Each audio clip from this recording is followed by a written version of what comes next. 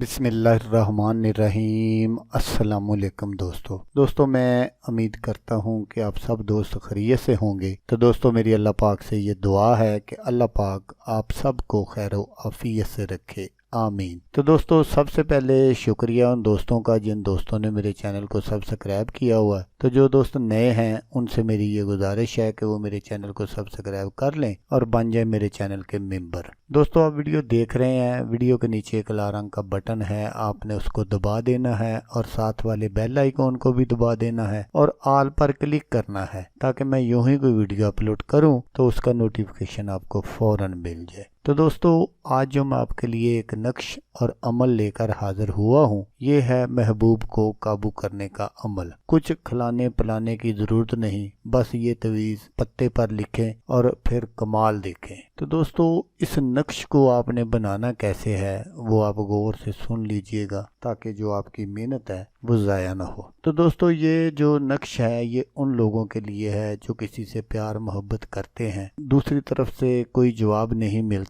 या किसी का महबूब उससे नाराज हो गया हो, तो उसको वापस बुलाने के लिए भी ये बहुत ही ज़बरदस्त अमल है।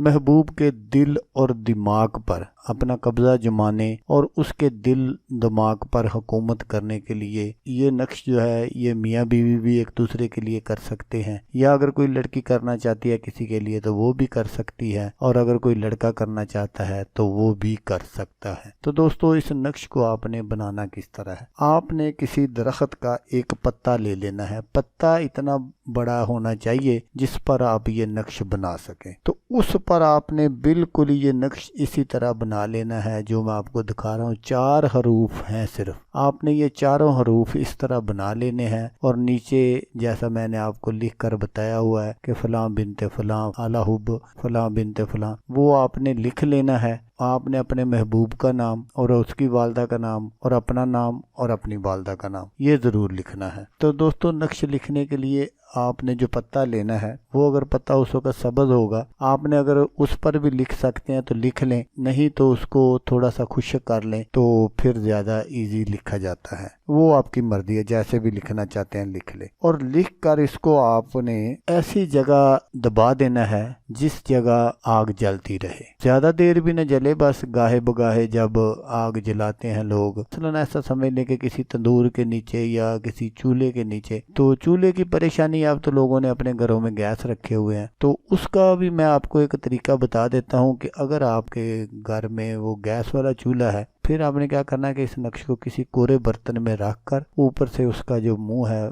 वो बंद कर लेना है। तो आपने 10, 15, 20 मिनट के लिए उसको चूल्हे पर रख देना है ताकि वो जो पत्ता है ना उसको सिर्फ आग की हरारत पहुंचे। ज़ाहिर है वो पत्ता है सूखा होगा, जल न जाए, इसलिए ये आपने एहतियात करनी है। तो दोस्तों इंशाल्लाह आपका जो महबूब होगा वो 7 दिनों के अंदर अंदर आपके पास हाजिर हो जाएगा। अगर आपको वीडियो अच्छी लगे तो आपने इसको लाइक और शेयर ज़रूर करना है। तो दोस्तों जैसा कि मैं आपको हर वीडियो में कहता हूँ, इस बार भी कहूँगा कि आपने इस वीडियो को देखा उसके लिए आपका शुक्रिया। दुआओं में याद रखिएगा। अल्लाह हाफिज़, अल्लाह हम या नासर।